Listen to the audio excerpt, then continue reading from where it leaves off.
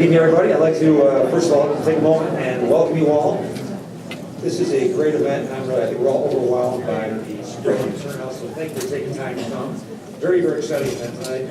I'm Bob Duffy from the Greater Rochester Chamber of Commerce. I'm going to first start thanking Susan George, the bag, who could run the U.S. Marine Corps, and Michelle Heflin, events leaders. I also want to thank the Convention Center, Jim Brown and team here. They do a wonderful job hosting events such as this, and these things don't happen accidentally. These have taken a lot of planning and a lot of work, so I just appreciate all that Susan and her team at the Convention Center has done. I also, somewhere in the audience is Rob Ryan. I want to thank Rob, you in the audience somewhere? He was here somewhere. I want to thank him. Over here. In the back.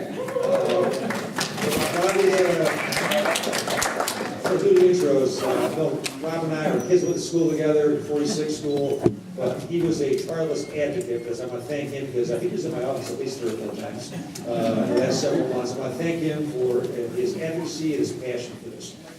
We are very proud to be part of this event tonight. We really are. And corporate social responsibility to me is great business practice. We're proud to have Congressman Inglis, who's here. He is a 6-term Republican congressman from South Carolina. Who, throughout his leadership in Congress, was a huge supporter of the issue of climate change, environmental sustainability, good sustainable business practices. He was an elected official and a leader who stood by his beliefs, which I have enormous respect for. And we are so proud to have him here and taking time to come up and be part of this. I think what Congressman Inglis did so well throughout his career did not make this a political issue. He made it a business issue and environmental issue. And took the politics out of it and really talked about science and talked about facts. And I think that to me is the best way to go in terms of if you're going to debate or talk about what is best for the environment, what is best for us going forward in the future. So I applaud Congressman Inglis for his leadership, for his great service to our country, to his great state of South Carolina, and also for taking time to come up here. And I'll tell him that we had this weather year-round. 60s, usually in the winter, maybe 55 to 60. It's pretty summer. But I want to thank him so much. And again, we are so proud to be part of this. These events would not take place without great support. One of the great supporters of our Trend Series is Avani Technologies. Bruno DeVoe is the Vice President of Avani. He is here tonight. He's going to be followed by Jessica Slaybaugh, and Jessica will go through all the partners here. But Avani and Bruno are so good with supporting our events and really making this happen and making them available for our members and our community. So I'm going to bring Bruno up first and then followed by Jessica Slaybaugh.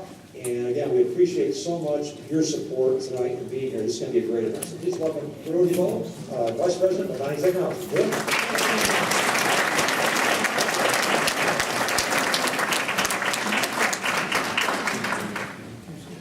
Good evening, everyone. I'm really going to make this brief because I'm afraid Susan might kick me out if I don't stay with my time over here. She runs the Marine Corps over here. So, good evening, Bob and the Rochester Chamber for organizing this event and this series, and for those in attendance, and especially for all the presenters and in the panel. Appreciate that. If you don't know, Avani Technology Solution is a locally owned broad spectrum information technology services provider which provides a wide variety of products and services to the not only local community but also nationwide in such things as IT consulting, software as a service, product development support, as well as IT security assessment. If you'd like to find out more information about our company and offerings, look us up online. We've got a one-pager at the table, or just catch up with me later on. We all certainly understand that we have collective responsibilities to protect and preserve our environment, to enrich it, and the people who live in it. More importantly, we want to ensure that our descendants can also enjoy our planet and all its offerings. So as we look down the road, Avani will continue to support efforts which make our community better, and again, appreciate your attendance. I'd like to now call Jessica up.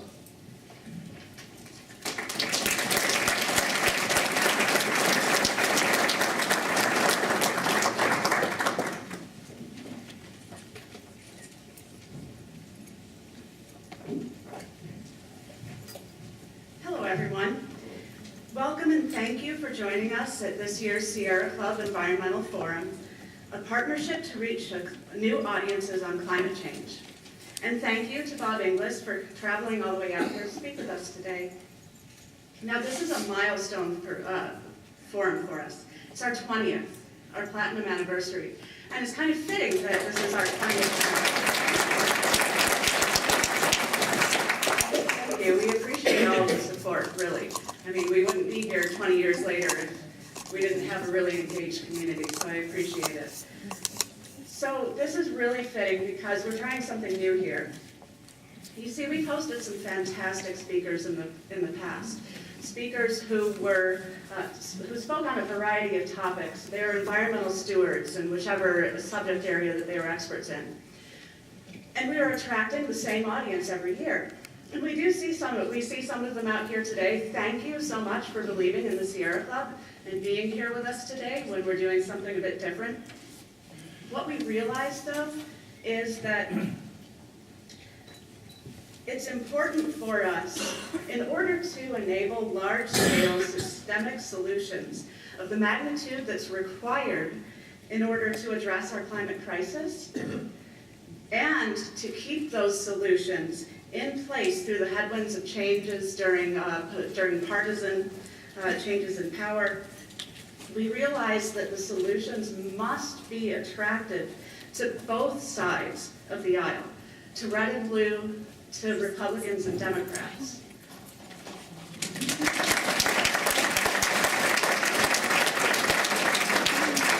It's time for us to be as inclusive as possible. See, it's time for us to reach out to one another and work together. It's critical, or nothing is going to be accomplished. We can find common ground on solutions where each of us can benefit, and most importantly, where we can address climate change quickly and efficiently. A few words about the free enterprise solution to climate change that our guest speaker is touting. So that is, the solution is carbon pricing, carbon fee, carbon taxing. It's, same thing, sort of different slants. Sierra Club generally supports carbon pricing, as the overwhelming majority of scientists and economists alike say that this is a crucial first step towards transitioning from fossil fuels to renewable energy. Sierra Club recognizes that the need for this transition, it needs to happen within the next 10 to 15 years, just in order to avert the worst effects of climate change. Now, think about what's been happening in the world recently, in the United States recently. All of the wildfires, the droughts and fires that the western U.S. has experienced, the floods last year, and the tornado warning that we had here just last week. It's happening now. The evidence is prevalent. So carbon pricing is one of the best single steps that we can take, and we think it's an important start. At this time, the Sierra Club recognizes that it's going to take many steps in order to address climate change. This isn't the only thing we need to do. But we see carbon pricing as a good beginning step, because there's already a growing agreement among politicians that it has merit for immediate effect and needs only a little bit of work on the implementation. So regardless, we are happy to have a basic solution that we agree with conservatives on. A common ground footing where we can have a conversation. Now, if you're interested, skipping ahead here, we are thrilled to partner with Bob Inglis with the Greater Rochester Chamber of Commerce, the University of Rochester College Republicans, and our allied local climate change groups, and with you, our audience, so we can begin this conversation. And if you're interested in learning more about the Sierra Club, and particularly what we're doing in the area of climate change action, you can stop by our table right outside the doors here after the presentation. We'd be happy to have any of you join us in whatever capacity you're interested in. Now, the forum is an example of the power of collaboration between many different groups, many different types of people. I would like to thank our partners for working together to make this day possible. So first, our major co-sponsor, the Greater Rochester Chamber of Commerce. You have been generous with your time and your resources. We couldn't have pulled this off in this way without you, So and you have been a pleasure to work with, so thank you.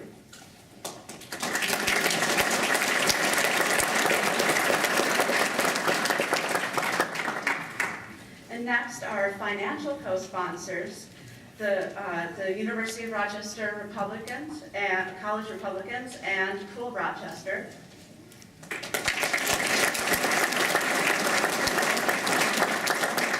And finally, our partners in the trenches, collaboration and in-kind gifts, Ambient, Astral Power, Citizens Climate Lobby, Mothers Out Front, the Nature Conservancy, Pachamama Alliance, and the Rochester People's Climate Coalition.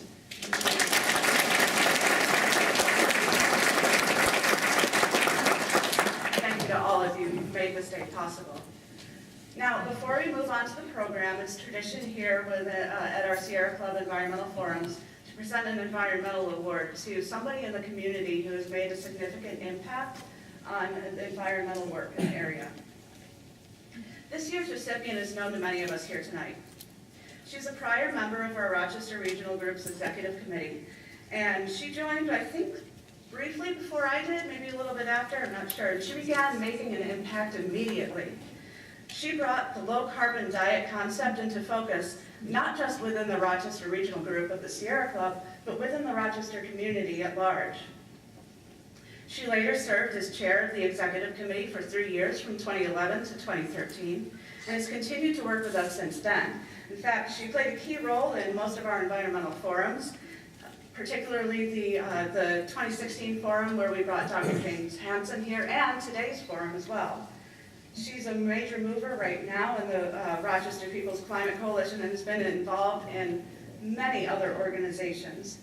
Her passion and drive for making this world a better place is limitless, and I find her to be an inspiration. So I consider it an honor to present this year's Environmental Award to Linda Isaacson Fidelity.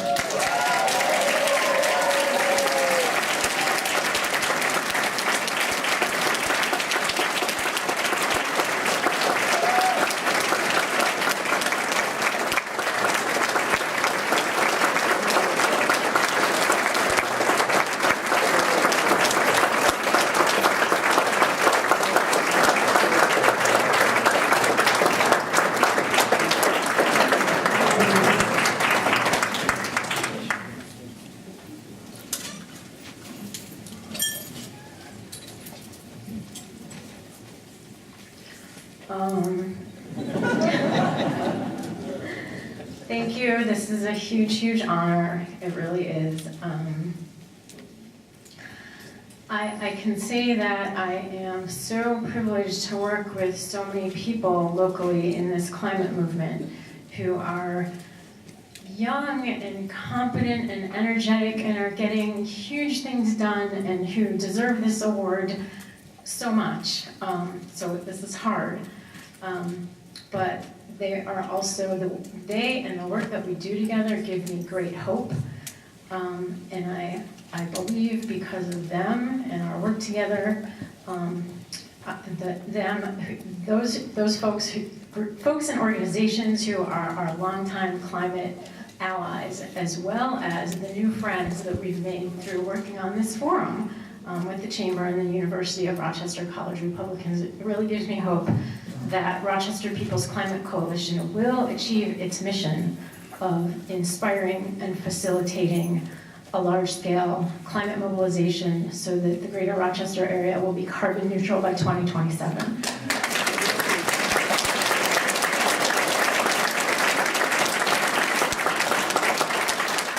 But we can only inspire and facilitate, right? So everybody has to get involved. So we hope that you guys will help us do that and inspire and facilitate others.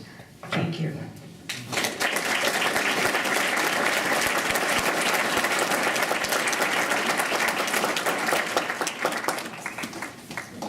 Thank you. And now I would like to pass the torch along to Neely Kelly, Mothers Out Front New York Senior Organizer.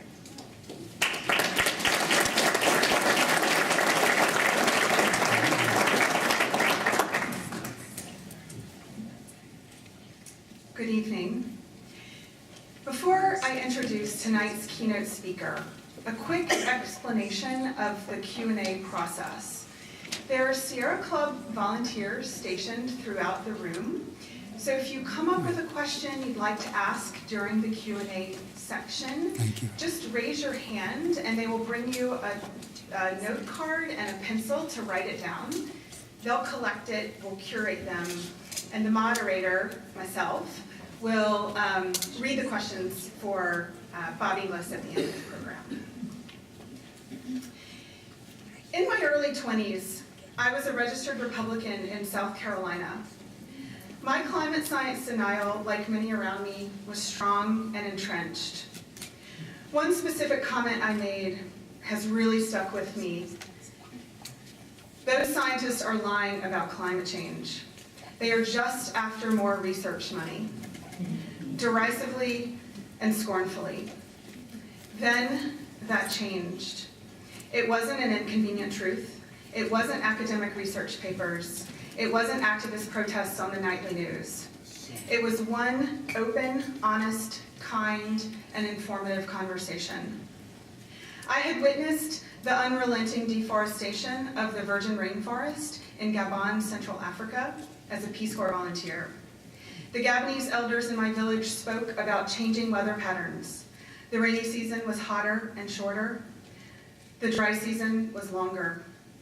Through these experiences, my mind had been open to the possibility that maybe, just maybe, humans could be impacting the climate. So I approached a friend, a scientist, now husband, and asked, so is man-made climate change really happening?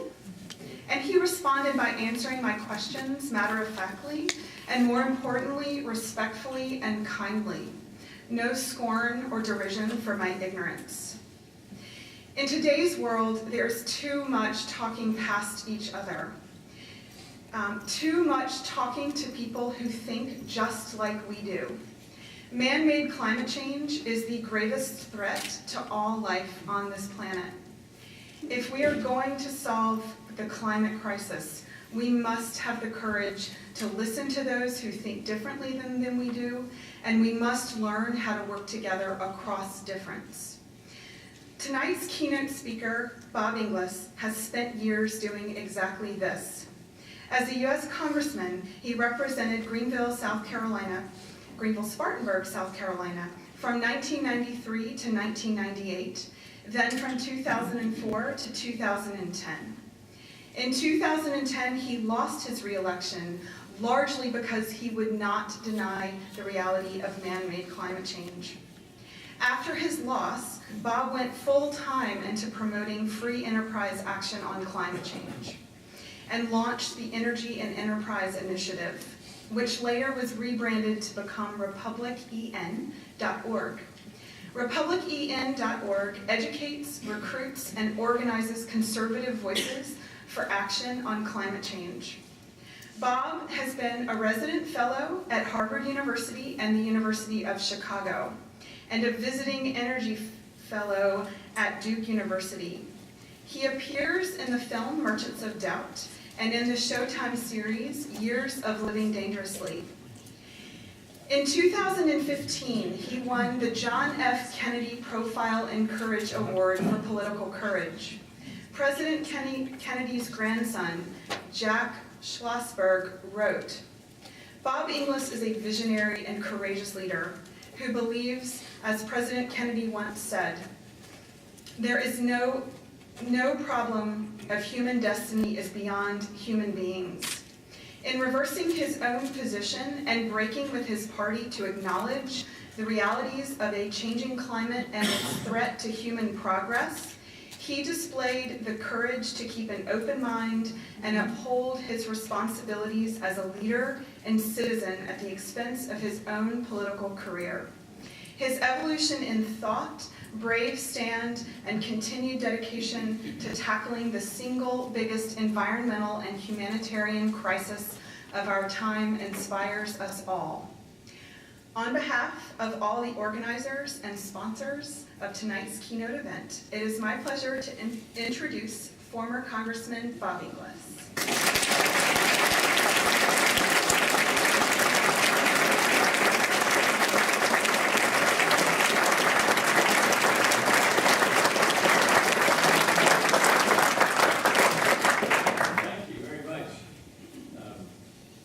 It's wonderful to be with you tonight, and I've just had to make a call it audible. I was going to get you to do a poll everywhere technique, but there are too many people here.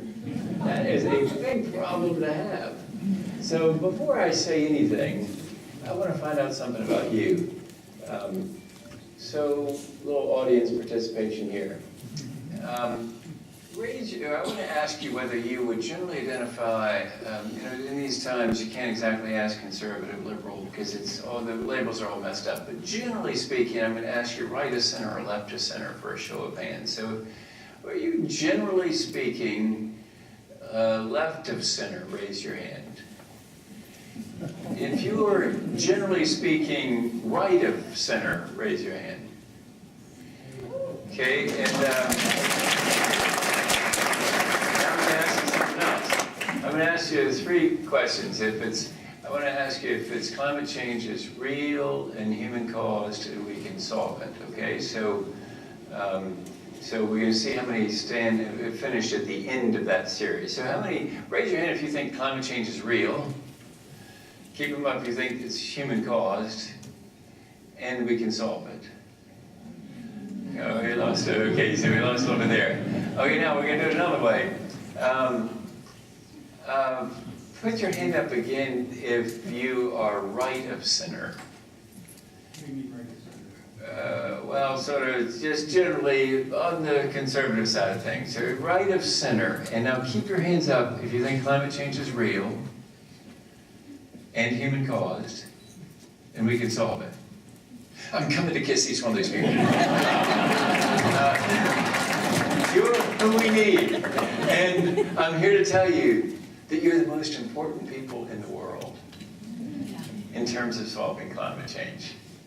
So the rest of us, thank you for Left of Center for giving them a hand, and thank you for giving me the opportunity to come, because I wasn't exactly the favorite of the Left of Center crowd, but now that we're here, I really want to say to those folks, you really are the most important people, because they're the ones that are missing from the conversation generally.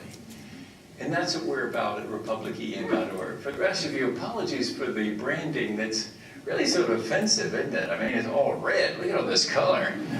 It's red, and I'm from a red state, and it's republicen.org. That's the way it is. But we're out to convince conservatives that it's bedrock conservatism to be about climate change. So I'm skipping over that poll everywhere technique. Now, before I get into this, though, I now have found out something about you. Let me tell you a little bit about how I come to this. Sometimes I say there, enough said about you, let's talk about me some. I once said that to a date. Thankfully, she knew I was joking, because she's been my wife for 36 years. But for any young people here, don't say that on a date. It's really, you make sure she knows that, or he knows that you're joking, all right? But I really did say to Marianne, enough said about you, let's talk about me some. Okay, so I found out about you, I'll tell you about me, okay? Here's how I came to this thing of climate action. For my first 6 years in Congress, I didn't know anything about climate change, except that Al Gore was for it. And that was the end of the inquiry for me. I had a friend in Congress who used to represent New Haven, Connecticut, and he said, being sent to Congress is like being sent to Yale to take every course they offer in the first year you're there. And so some courses in Congress you take pass-fail. I took climate change pass-fail. Al's for it, I'm against it, next course. Okay, so I admit that's pretty ignorant, okay? But that's the way it was for my first 6 years in Congress. Then I was out of Congress for 6 years doing commercial real estate law again in Greenville, South Carolina. And had the opportunity to run for Congress again in the same district where Neely used to live, Greenville, Spartanburg Union, a little bit Lawrence County back then, until South Carolina grew, and now we got a little slightly smaller geographic district. And so I ran in '04, and my son came to me, the eldest of our 5 kids. He just turned 18, so he was voting for the first time. And he told me, Dad, I'll vote for you. but you're going to clean up your act on the environment. This is an avid outdoorsman, this son of mine. And so the thing is, his 4 sisters agreed, his mother agreed. These are people who can change the locks on the doors, and a very important constituency to respond to. So I respond to that constituency by getting a little bit more information. So, by the way, my son was not making a classic interest group threat. You know, he was not saying that he really wasn't going to vote for me. What if we lost by 1 vote? What is the economic interest to vote against me, right? I mean, he was in college at the time. He knew we were mortgaging the farmette that we live on. Farmette, you know, that's what that is. You'll have some around here. That's where you're not really making a living as a farmer, but you pretend to be. So we have 13 chickens. The 14th got taken by a coyote recently. 4 horses and a big garden, and we pretend to be farmers. So Robert knew we were mortgaging the farmette, literally, in order to try to run for Congress again. So he's going to vote for me no matter what. What he's really saying was, Dad, I love you. And you can be better than you were before. So please make this Inglis 2.0, the new and improved version. And so that was the first step of this 3-step metamorphosis. Second step was going to Antarctica and see the evidence of the ice core drillings. Fun fact or no intel, the South Pole is a desert, gets 1/4 of an inch of precipitation a year.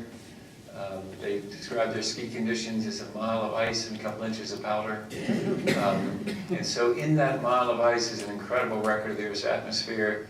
It shows stability in CO2 levels and then starting to rise, coincident with the Industrial Revolution.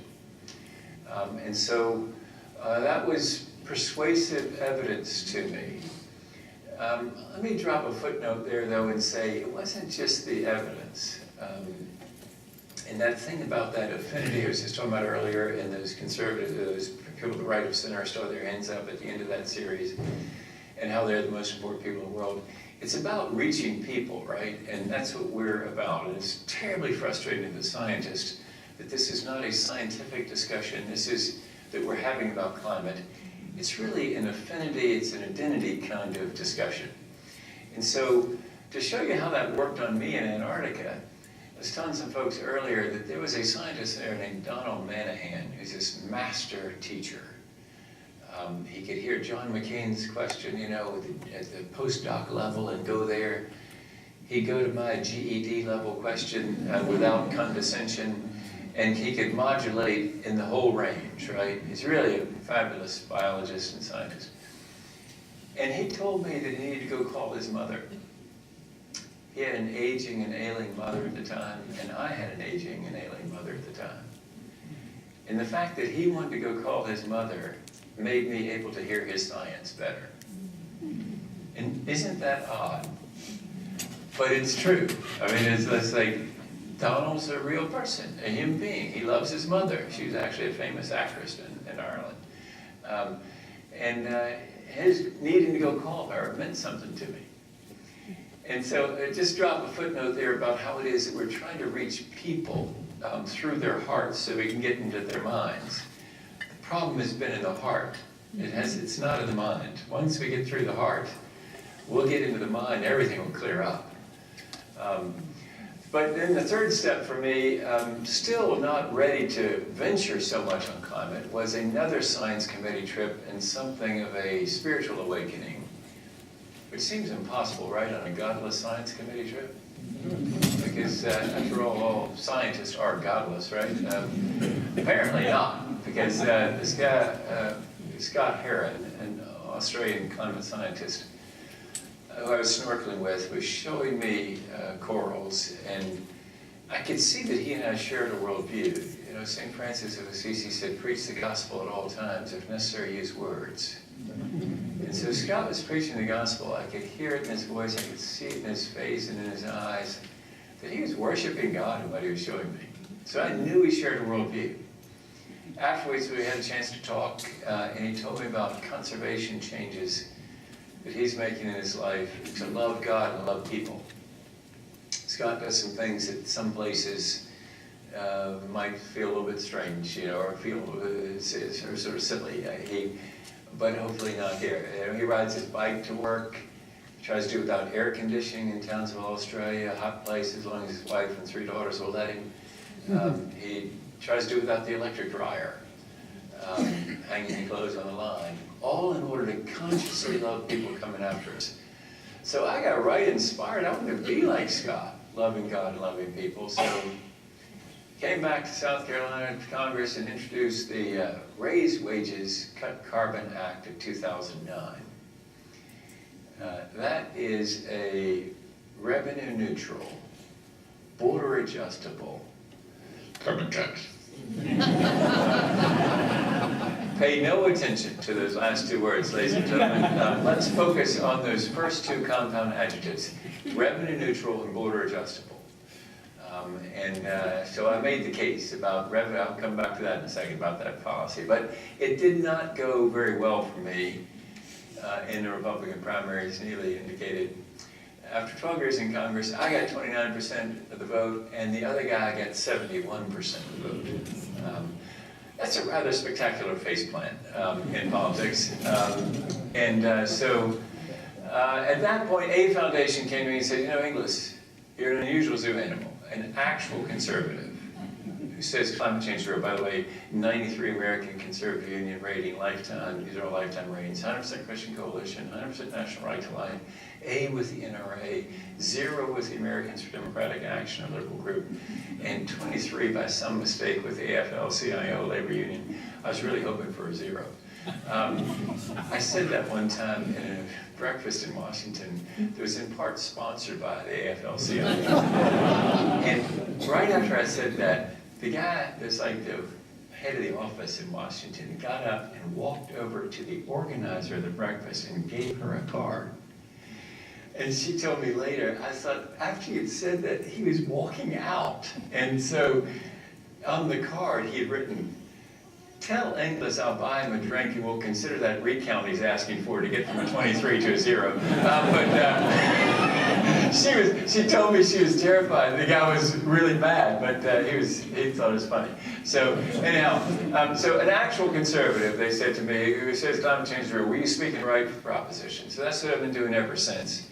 There's 6 of us at republican.org that facilitate a community of about 6,000 or 7,000 people. We need to grow that to 60 or 70,000 people, 600 to 700,000 people, and then we need to grow exponentially. A little bit like my friends at Citizens Climate Lobby have grown exponentially. We need that level of growth. And so that's what I've been doing ever since, persuaded that we can ultimately bring America together and win this thing.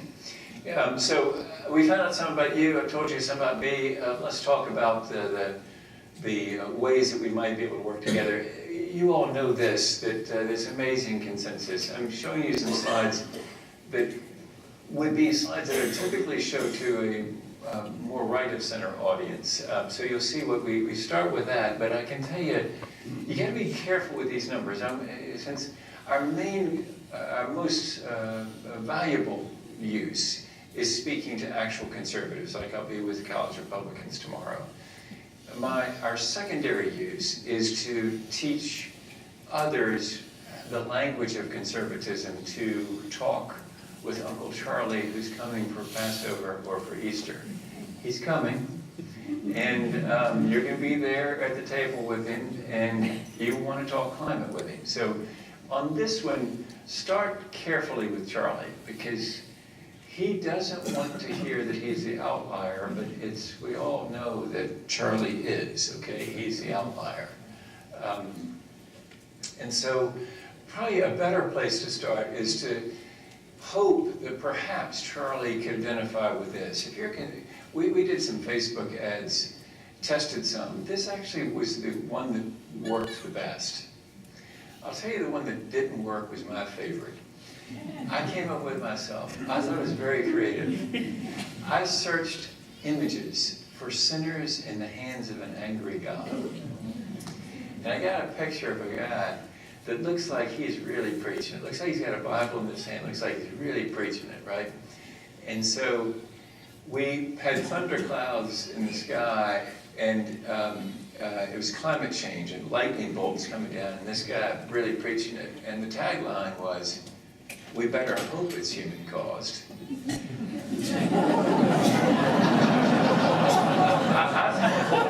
I thought it was a pretty effective ad. Apparently most people didn't get it. But this one was the most effective. It says, conservative concerned about climate change, you're not alone. It's sort of like me and Donald Manahan in Antarctica, just finding human society and comfort in somebody else. And so this is what Charlie needs to know, is if he's starting to come over, he needs to know he's not alone. That's one way to help him get to there. But also, if Charlie's a little bit harder to reach, it might be because, he stepped in here so I don't want to get in the picture. He might have heard things like this: it's going to take a bigger government to solve this thing, we need to repent and do with less, fixing to destroy the American economy, China and India are going to go right on polluting, so there's nothing we can do about it. And caring about climate change makes you a liberal. So that's what we say to somebody like Charlie, that's what you might have heard. And then typically what I say to a conservative audience is, rest easy. I'm here to tell you the exact opposite of every one of those assertions. That it's not going to take a bigger government, it's not going to take a slightly smaller government. We don't need to repent and do with less. This is about more energy, more mobility, more freedom, just cleaner, better, faster, cheaper. It will not destroy the American economy if we do this right. In fact, it will create wealth and jobs. And China and India are going to get in on this thing because of the second element I'm about to describe to you. And there's everything we can do about it. This is imminently solvable, unlike, for example, healthcare. I'll tell you that the problem with healthcare is it is an insolvable issue. There is no such thing as a healthcare system that works. Because there's a 100% death rate, and there's a lot of suffering between here and there. You literally can't solve it. But in the case of climate, this is like easy to fix. You can fix this thing. And so then it doesn't make you liberal, obviously. It makes you somebody who's actually conservative, as people in the Sierra Club know that that's the history of the Sierra Club. You know, it's not, it was founded as a bunch of liberals. It was actually also some conservatives in there, right? Met some of them here tonight. So we go around asking people to stand with us. And what we're asking them to do, basically, is ascribe to this principle. It's internalizing negative externalities. I once said that to the Greenville News, the largest newspaper in the district I represent. The reporter stopped me and said, "What'd you say?" And I repeated, "And we need to internalize the negative externalities." He said, "I can't put that in this paper, man." We write at 7th grade level. And so I said, "Reveal the hidden cost." The next day it said in the paper, Inglis said we need to reveal the hidden cost. And that's really what it is. I sound like an economist, I'm not. But apparently you don't have to be that to be on the Federal Reserve Board either.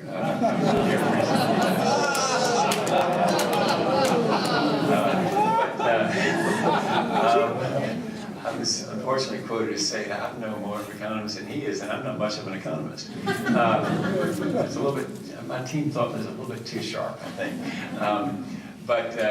So anyway,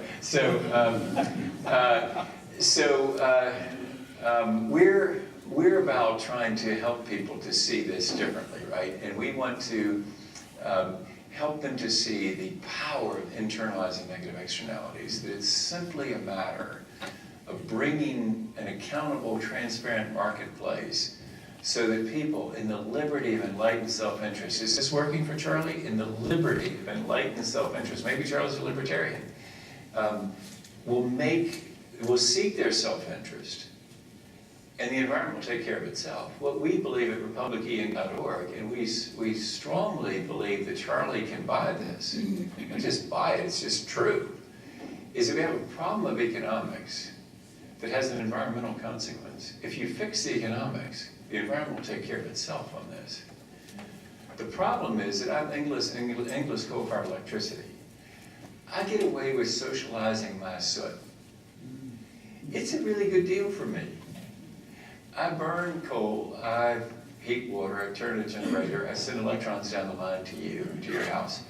And I just put stuff up my stack. Now, we scrub it a little bit, but some of it still gets up and it goes into my neighbor's lungs.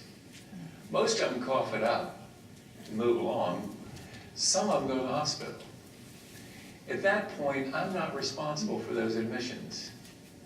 Medicare, Medicaid, private pay, or cost-shifted cost, I'm not responsible for. It is a great deal for me.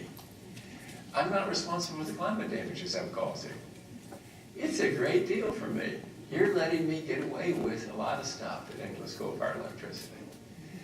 And so if you tell me to be then biblically accountable and hold your ash on your property, Inglis, you can't do on your property something that harms someone else's person or property. If you tell me that, I'm heard to complain to the local member of Congress, oh, no, bad idea, the congresswoman or congressman. That's going to be really bad, because when you cause me to internalize those negative externalities by buying all those new scrubbers and doing something about carbon capture and sequestration, I'm going to have to spend a lot of money, and that's going to increase the rates for all your customers, all your constituents. They're going to be powerfully mad at you. We dream of the day that 25 House Republicans, 12 to 15 Senate Republicans by 2022, that's our goal, will say to me, Inglis, we're already paying the full cost of your supposedly cheap coal-fired electricity. We just pay at the hospital. We pay in climate damages. Go ahead and do those expenditures and let's see it in the accountable marketplace. And then we add some high-octane stuff that, frankly, in some meetings earlier today, I don't think we're working real well here in Rochester, because I'm from a conservative district, all right? We talk high-octane conservatism. I was talking about eliminating all the subsidies for all the fuels. And we say, eliminate them all. I mean, we're talking conservative places. We talk to congregations of Charlies, you know? I mean, we don't just talk individual Charlies at the Seder at Easter dinner. We're talking lots of Charlies. And so we message over the Tea Party fence. We say, no more electric car credits. Right, they say. No more production tax credit for wind. Right. No more investment tax credit for solar. Right, they say. No more under-market leases on public land for the extraction of minerals. Right, they say. And then we get to the hardest one. No more dumping into the trash dump of the sky without paying a tipping fee for the damages you're causing there. Well, it's been crickets for about a decade from over there across the fence, and it's still probably on that fences, but things are moving just short of the fence. And that's what's exciting. And I will speed on here because we want to get to your questions, is things are turning. And I hope that when Charlie comes, you will encourage him in this way, because he's probably sort of beaten down on this climate thing, and he's maybe in a hard position of hard denial. But ask him to consider what's happened since the November elections. It's pretty remarkable. On February 6th, the House Energy and Commerce Committee Republican side press release had the headline, Republicans are focused on pragmatic solutions to climate change. The next day, the three leaders on the Republican side of that committee, Greg Walton, John Shimkus, and Fred Upton, penned an op-ed that said, we lead the Republican side of the committee and we are focused on climate change solutions. Remarkable. The next week, Science Committee hearing, Frank Lucas, a very practical, good guy from Oklahoma, who I know quite well, had called as a Republican witness to the Science Committee, a scientist other than Judith Curry. She's been there repeatedly. She says climate change is not real. She's not in the 97%. But they actually called a witness, a Republican witness, Joe Makitt of the Niskanen Center, who says climate change is real. This is a very remarkable thing. I know Okay, so Lake Wobegon, where all the kids are above average, I realize we're great on a curve here, right? But it's really remarkable that this has happened. And it's movement that we haven't seen since the Great Recession. But we think it's three things happening. The economy's better since the Great Recession. We've all had more experiences with climate change. And now there are eco-right organizations like ours that are beginning to provide a little bit of balance to the very large environmental left. Very large environmental left wing in this country, very small eco-right wing. And so we're trying to grow that. So the thing that I would close with here and open up for your questions is, could we work together? And the solution that you heard me say earlier, the revenue neutral border adjustable carbon tax. Revenue neutrality means for us, we would either cut taxes somewhere else or we would dividend all the money back from the carbon tax to the people. So it's revenue neutral. And as I said, that's a slightly smaller government because you can actually repeal some Clean Air Act regulations that become redundant at that point. Not the entirety of the act, obviously, but some portions of it because they become redundant by the pricing of carbon dioxide. So it's revenue neutral carbon tax. And then the other essential for us is that it be border adjustable. And that's what I mentioned earlier about China and India getting in on this thing. Is that the way to do that, we believe, is to apply the tax at our borders and then have China challenge that in the World Trade Organization, saying that that's an impermissible tariff. We think they lose based on precedents in the chemical industry that say you can have a content tax that taxes stuff on the way in based on the content of the goo coming in. And so this would be a content tax. We think it would be upheld. And therefore, 24 hours later, because China has an amazing way of reaching consensus, as you know, they would have the same price of carbon dioxide. Why? They're paid on entry into a port in the United States, a tax that is being remitted to Washington. If they had collected that in China, it would have been remitted to Beijing. 24 hours later, they got the same price on carbon dioxide. If you're doing business anywhere in the world, you're doing business with America and China. Then the whole world, it becomes in their interest to follow our leadership. And now you've got 7 billion potential customers, not just 325 plus million American customers. And so it's a pretty exciting opportunity at that point. And so now if that sounds familiar to you and you're thinking, gee, I'm here as a leftist or a guy or gal, and Inglis is up there banging on about conservative things. He sounds like really like a right-wing nut. But why is this sounding familiar? Well, probably because it's CCL people in the crowd. But also, if it also sounds familiar, it's not just CCL. It's the fact that because Citizens Climate Lobby, it's also a fact, and I don't go out of my way to say this everywhere, but it's the same thing that Al Gore has been for about 30 years. And one of the things that inspired me was that I heard that Art Laffer, Ronald Reagan's economics advisor, the Laffer curve, you cut taxes in some ranges and you get an actual increase in take to the federal treasury. JFK proved it, Ronald Reagan proved it. I don't know about this most recent one, but whether it's in that range. But anyway, so Art Laffer is a neighbor of Al Gore's in Nashville, Tennessee. And I've heard this from both of them. Art went over to Al's house. They talked it through, and they came to the conclusion that what I've just described, a revenue-neutral, border-adjustable carbon tax, works for both of them. Al, because he desperately wants to reduce emissions, and quickly, and he believes in the dynamism of the free enterprise system, he's doing quite well at Apple and other investments that he's got. And that's why we conservatives hate him. We really don't like it when people make money in free enterprise. We think it's bad. And so apparently it's bad when Al makes money in free enterprise. Everybody else can make money, but not Al. For some reason we hate him. And so anyway, Al, because he knows the dynamism of the free enterprise system and he wants to dramatically reduce emissions. Art's for it as an agnostic of climate change. You see it on our website, him saying, I don't know whether it's real or not.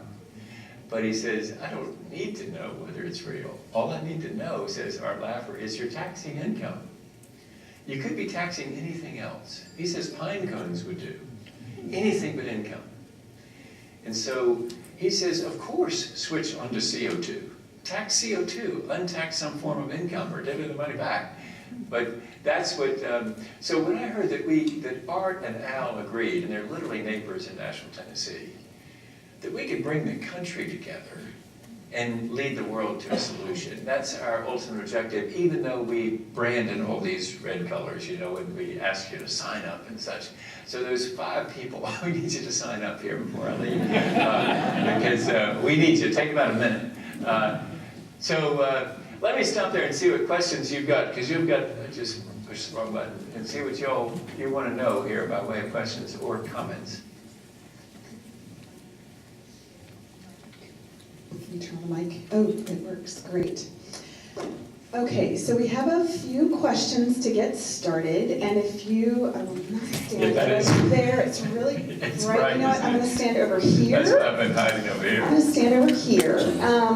So if you have a question and don't have a card, just raise your hand, and one of the volunteers will bring you a card and a pencil. We have a few questions to get started.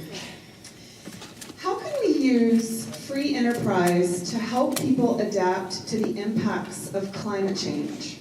For example, help people displaced by rising seas or desertification.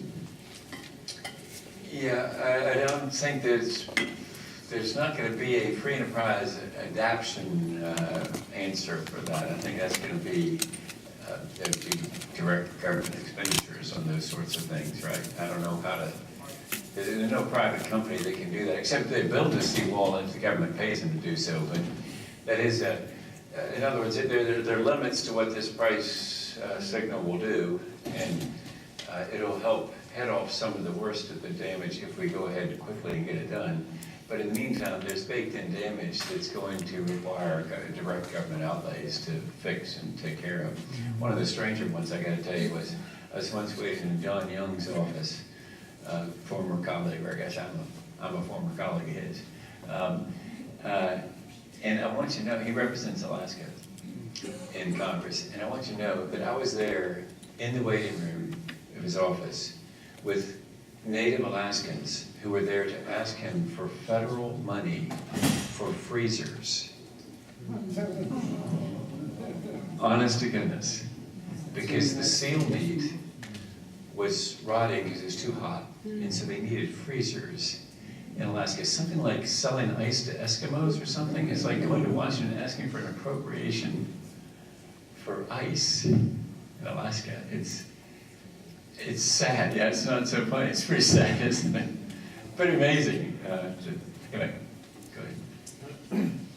How do we know that a carbon tax will reduce carbon emissions at a rate sufficient to avoid disaster? We don't know for sure, to be quite blunt about it, but I don't know what else would get there faster. And so it does. I am exhibiting a great deal of faith in the free enterprise system, but, and I'm being honest about how I can't guarantee exactly what the reductions would be, but I do know we've got some examples, right? I think it's a lot of faith in free enterprise, but I think it's a reasonable faith. And let me give you a corresponding example. A lot of you have this cell phone in your pocket. You might be old enough to remember the first one you had. I had one in 1992. It was in a bag phone. It was in a bag, and it had a cord on it. And you put it in the cradle, and you answered it in the car with a cord. You had to keep it plugged into the cigarette lighter because the battery wasn't any good. I was running in 3 counties in that election. It only worked in 2 of them. And it was $1 a minute to talk on the thing. That was 1992. Now I've got one in my pocket that I can use WhatsApp to call my 5 kids, wherever in the world they are, for free.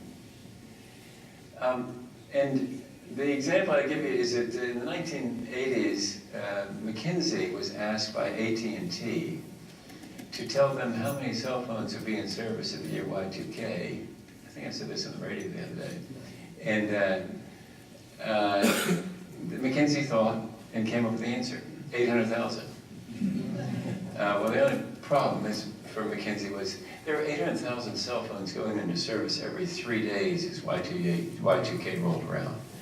McKinsey had missed it by a lot. So what happened there? That was free enterprise that took a product that came out of government. This is where, we're very respectful of libertarians. I also am a Republican, however, and there's a little bit of a difference, and some libertarians will be offended by what I'm about to say, which is it took government to give us these cell phones. It was a government that invented the internet and the PC. It was Judge Green that broke up AT&T and made a competitive marketplace for telecommunications. And those government actions made it possible for a guy named Jobs and a guy named Gates to start competing. One of them offered you price and the other offered you style or something, I don't know. And so, but they competed and they drove the prices down, and now many of us have them, right? We think that's what's going to happen in energy. But I can't guarantee it. But if you think about it, there's some people who would say, you gotta guarantee me some things. Okay, well, see if you would agree with this. If you had attempted at those early cell phone stage to say, we must now have universal coverage, every American must have a cell phone given to them. Would that have been a good idea or a bad idea? I think it would have been a bad idea, but this is my free enterprise perspective. Because it would have stopped the drive to drive down the cost of those things and to improve the service, because you would have been stepping into the marketplace and subsidizing it with the result that it was probably get stuck. But the free enterprise system was driving those costs down and driving the service better because they wanted more of us as customers. And that's what's going to happen in energy. And so the future we see is distributed energy systems where the solar is lighting up your roof or being collected on your roof, hopefully in better cells, more highly efficient. Putting the energy in a sodium battery, perhaps not rare earths, hopefully, in your basement, and powering your car, at which point we say, admittedly, see if you can drink that stuff. And then we live very differently. And we drive on sunshine, and dark places in the world that are currently festering with murderous thoughts. We sell them these systems, serve our customers there, and they are enjoying the freedom of having energy. It's a pretty exciting future, but it does involve a lot of faith in free enterprise, I do admit that. But again, I think it's a well-placed faith. And by the way, that sodium battery is something that Kleiner Perkins is working on, and that's where Al Gore is a partner, and that really is one of their projects, is to try to figure out how to do that. And so, pretty exciting stuff. Can you talk about other carbon tax or tax and dividend schemes around the world and whether they have effectively reduced greenhouse gas emissions? Looks like it has in British Columbia, right? That seems to be working. Province in Canada. The one in Australia didn't, because they did it and undid it, and then they did it and they undid it, and that doesn't work. Which drives an important point that was made earlier from this podium, and that is we got to get this to be bipartisan so as to be durable. Every piece of environmental legislation that's been significant in this country has been bipartisan. And so that's why I stated the goal earlier, 25 House Republicans, 12 to 15 Senate Republicans by 2022 supporting meaningful climate action. That's what we're after. That makes it durable. If you ram this through on one side, that is one way to do it. You can try that. I can tell you it's a very low percentage shot. Reminds me of how I used to play golf with my mom. I'd get in the woods and she'd say, Bob, it's a chip shot out to the fairway, and then it's down the fairway, you're down one. I said, no, Mom, right through there, there's a spot through the wood. And I'd whack and hit the tree and come right back, and then she'd say, Bob, it's a chip shot out to the fairway, right? So if you want to try to do this all on the left side, It's like me in the woods with my mom and her saying it's a chip shot out to the bipartisan fairway if you want to make this thing work. But if you want to take that low percentage shot through those trees, you try to do it on the left and see how it works out for us. Because in the case of Obamacare, what happened is that was done on one side. The pendulum swung, and it's being ravaged, right? And so we don't want to repeat the Australian debacle, which is do it, undo it, do it, undo it. And so we got to, this thing is close enough now, we're seeing the whites of its eyes. We've got to act decisively and durably to get a substantial price on carbon dioxide that is steadily rising. And that's going to take buy-in from a lot of people. And that, so let's make it bipartisan is the moral of that story. If you're taxing people for putting carbon into the atmosphere, would you consider paying then for removing it? I think we're going to get to that point, yeah, where the government has to, these are direct expenditures going to have to happen, because we're going to get there, I do believe. There's some hope that the direct air capture is going to work. David Keith and some people at Harvard say they can do it for $100 a ton, they think. Others have said $300 a ton. It's pretty expensive to do, but if the technology improves, we just need to do it. We need to pursue that technology. And that, by the way, is one thing that we think there is real opportunity in the current Congress for action, which is to spend significantly more on ARPA-E, the energy program that mirrors DARPA. I was talking about DARPA earlier, is what created the internet and the PC. ARPA-E is there to do this basic research on things like direct air capture. So we need that to happen. And if it does, then yeah, it's going to take government expenditures for that. Because there's no private enterprise that can do that, right? I mean, it's a common good that you're producing. You're removing CO2, unless you can use it for some product. But just how much fizzy water can we use, you know, if you want to grab the CO2 out of the air? I mean, we can't. Fizzy water is great, but, and, you know, how many LaCroix do you drink a day? But we will need the government to pay for that. What is the best way to make climate change a bridge issue versus a wedge issue? Yeah, well, first of all, I'd say the hope is that my hope is that climate action could model for us the way out of our current morass. That this is a place where we could possibly see that we're all in this together, and we really do need to come together for a solution. So it could model the behavior that was being modeled from this podium earlier. I mean, just that you were talking about this need to bring others in, and that's what we need, exactly that. So I'd say just repeat what was said earlier, that kind of tone, because the reality is people like me need an awful lot of grace from the overwhelming majority of people in this room. Because I spent 6 years saying climate change wasn't real in the U.S. Congress.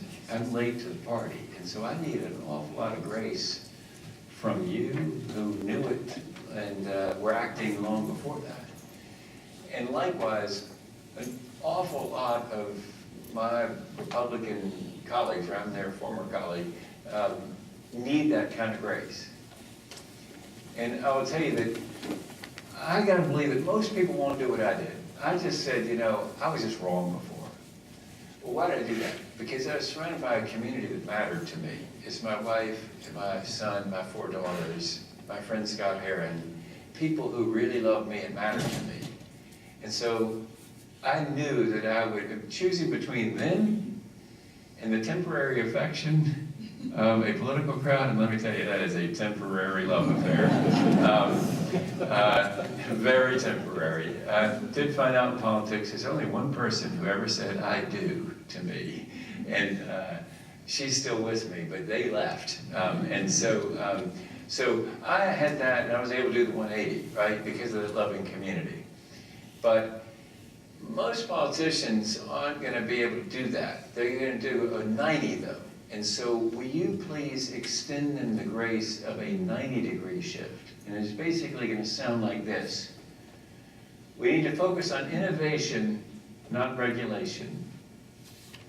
And I didn't like the solution that was being talked about before in cap and trade, but I can go for something that's a simple pricing mechanism like Milton Friedman would have told us to do. So when you start hearing those words, know that that's a 90-degree switch. It's not them saying, listen, I was a dumb kid in the class, the last one to get it, you're right, climate change is real, and I'm really stupid, and I'm very sorry. They're not going to say that, okay? And so that's the 180. Don't count on that. Take the 90 and run. And say, all right, great, you're right. Innovation, not regulation. How do you get innovation? Well, answer is by a price signal. And then you fix the economics. And then you've got, just extend grace to them is what I guess I'm pleading for Republicans. What role do you see for nuclear energy? How do you respond to nuclear proliferation concerns that might arise from a large buildup of nuclear capacity? Yeah, I might, now my polling numbers are going to go down in here. I imagine that we're fans of nuclear power. I'm with Jim Hansen and others who say build them and build them fast. Bill Gates too. I guess I did better than I thought. I thought I was going to really comment. Yeah, it's you know, the trade-offs in life, and this is where we're, okay, let me admit, I'm not pure, all right? Earlier you heard me say we want to eliminate all the subsidies. Well, except in nuclear. Because the reality is you can't have a nuclear industry without the public surely taking the waste, for example.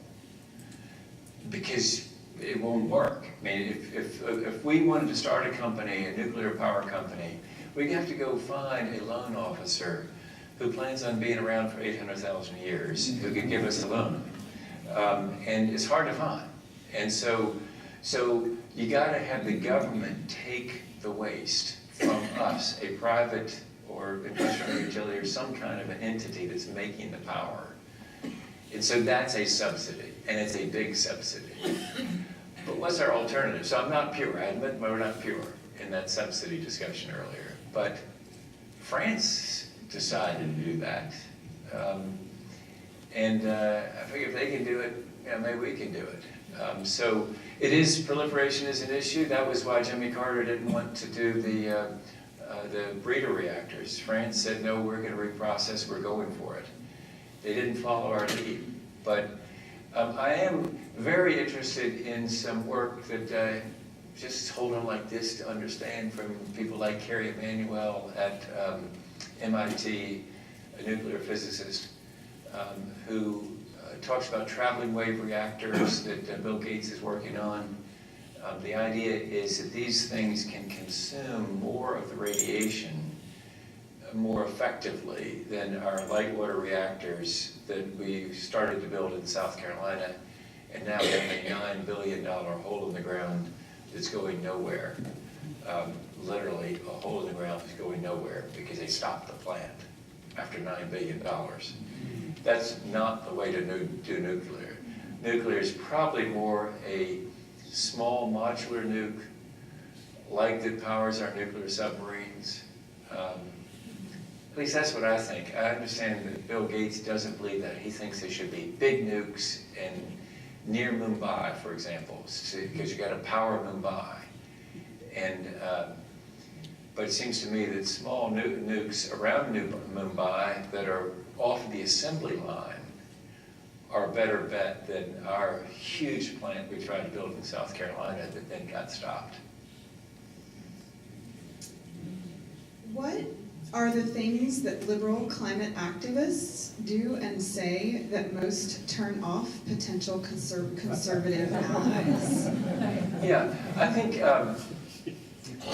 mostly it's all about humility, right? It's all about not trying to be the better of whoever you're talking to. That's the challenge for all of us.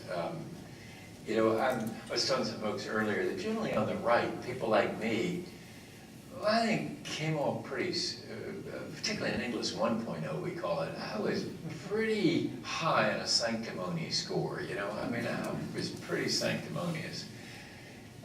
You know, I consider everybody else in the political process swine. I was the only one pure there.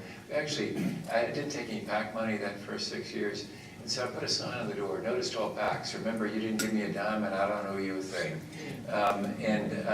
You know, I mean, I was really pretty sanctimonious about a lot of things. And then I lost the Senate race to Senator Hollings, challenged him in 1998. Sadly, he just passed away last week. We'd all made up by then. But anyway, so I found out about my sanctimony. In Inglis 2.0, I announced to the district that it would be quite different than 1.0.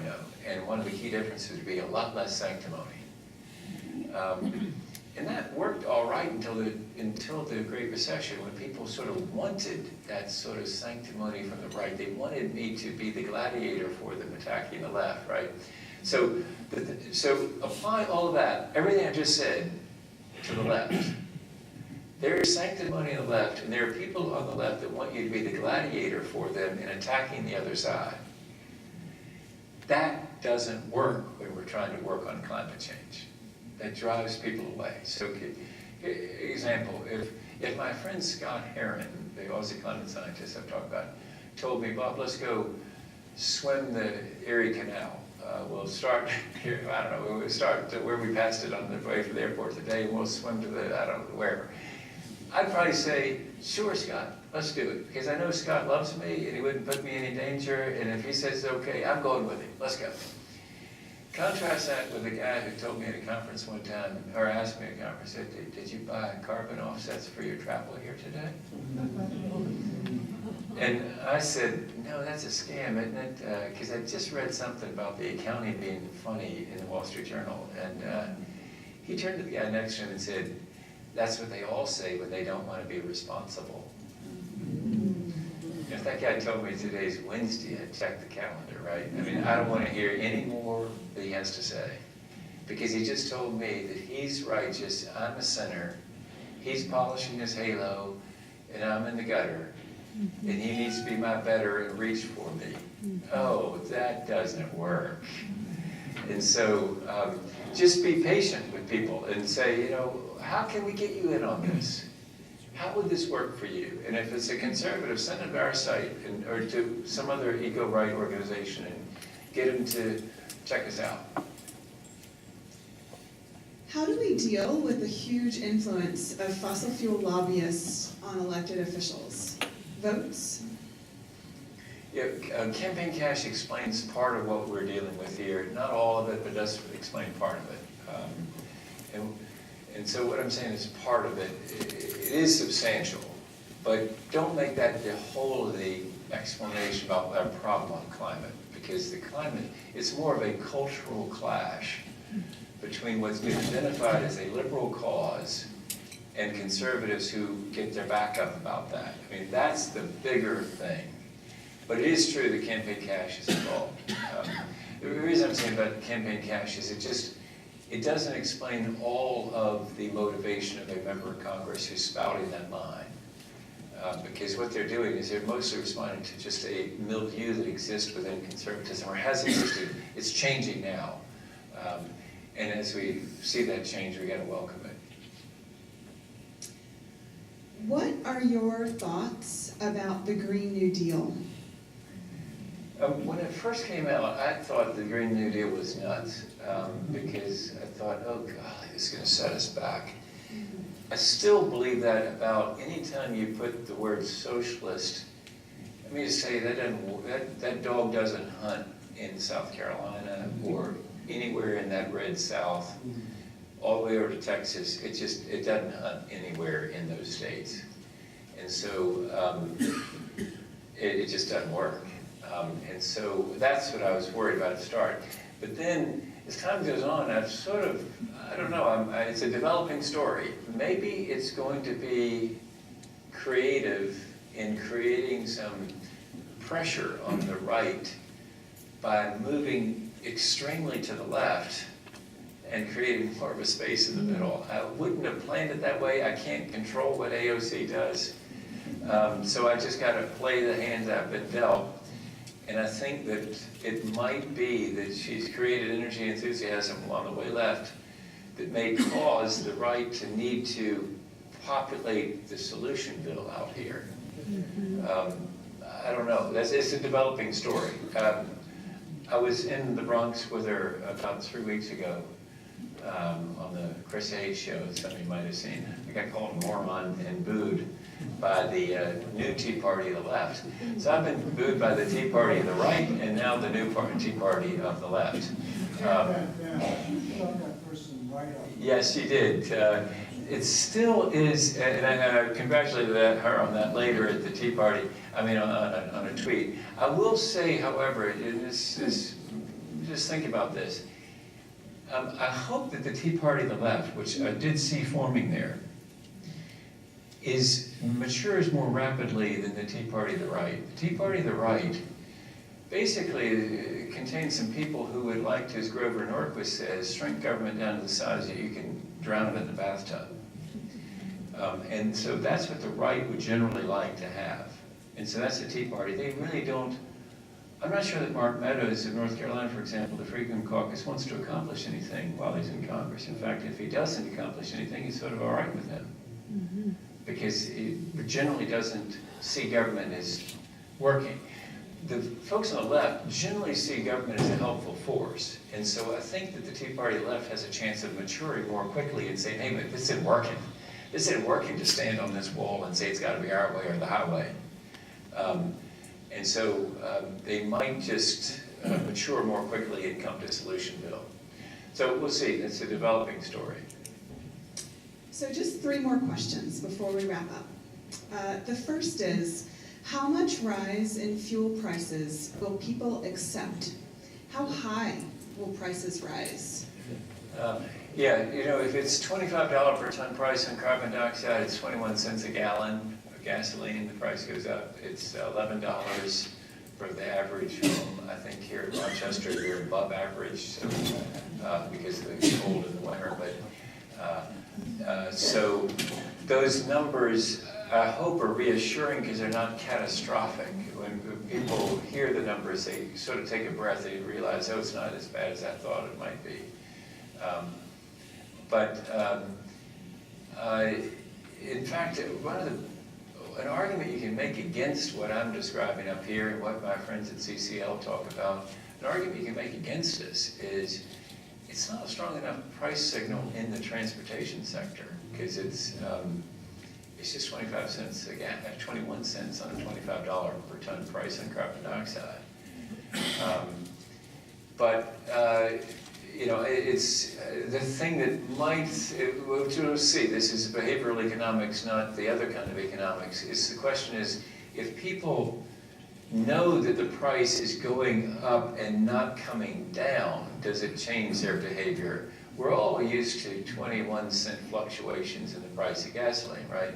But if it goes up 21 cents and isn't coming down and it's steadily rising from there, will it cause people to buy electric cars faster? I think probably so, but there are a lot of people who say we got to do more than that, and they will need to do more than just the price signal in the transportation sector. How important do you feel wind energy is to our transition off fossil fuels? And how do you suggest we get out true information to battle the false narrative? False narrative probably about causing cancer or something. Right. Yeah, I got to find out about that one. I don't know anything about that, how it causes cancer. I'm not sure how it does. But yeah, the more typical false narrative is probably that wind is actually unreliable. The reality is, if you had a sophisticated grid, the wind is blowing somewhere across the United States all the time. And so if you just plan it right, and it's very predictable, where it is, where it's going to generate power. And so that's, I think, the false narrative we need to overcome. And then, of course, we need better storage and more of it. And so, you know, pretty exciting things are going to happen there in wind. And it does help in some Republican constituencies to talk about wind, for sure. Final question. Will you challenge President Trump for the 2020 Republican nomination? Well, here's the problem. I think that most people in the room will be voting in a different primary. And probably I won't have that reaction in those other quarters. I hope somebody does, but I would need some. I don't know how to explain that to my wife. That's what we're doing. But thank you for the compliment. I wish that somehow you could vote in that primary. But I think there's going to be an exciting primary on the Democratic side that's probably going to capture a lot of interest, I do believe. So that concludes our question and answer period. I'd like to now invite my colleague Abby McHugh-Griffa, Interim Executive Director of the Rochester People's Climate Coalition, to close us out.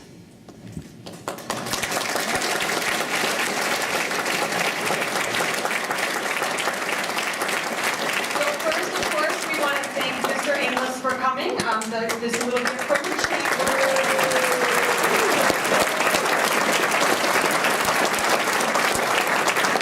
And thank you personally and to all the partners who work together to make this event possible, and for all of you for being here.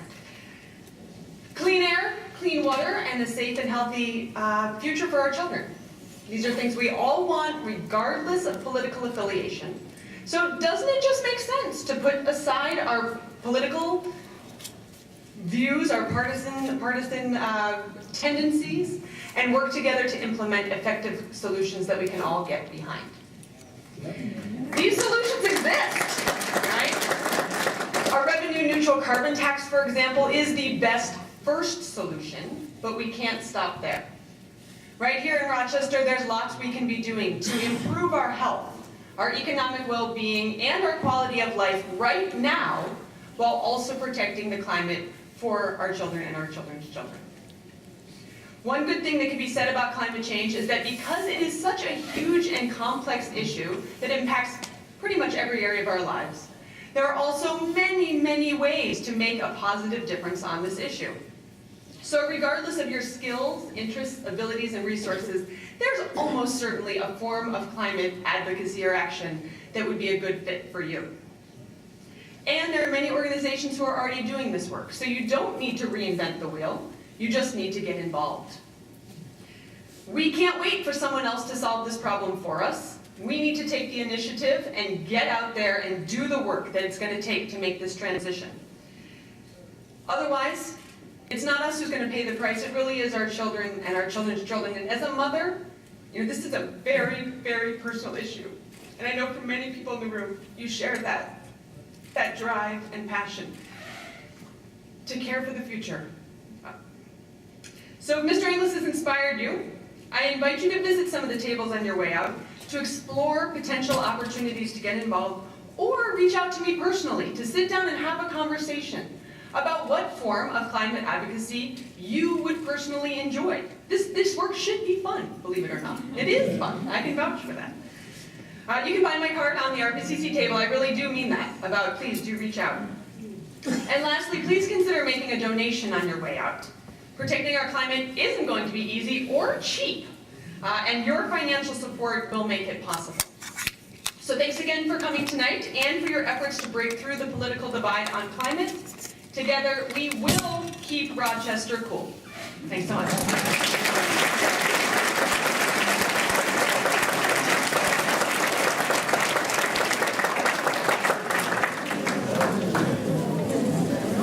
Wow, 4 minutes early. Early? I might only been recording for an hour and 26 minutes. Was it supposed to end at 7:30? It's rare to have somebody in early, though. Yeah, I was surprised when he said his talk would only be 25 minutes. I'm like, oh, okay. But he got a lot in it, man. He did.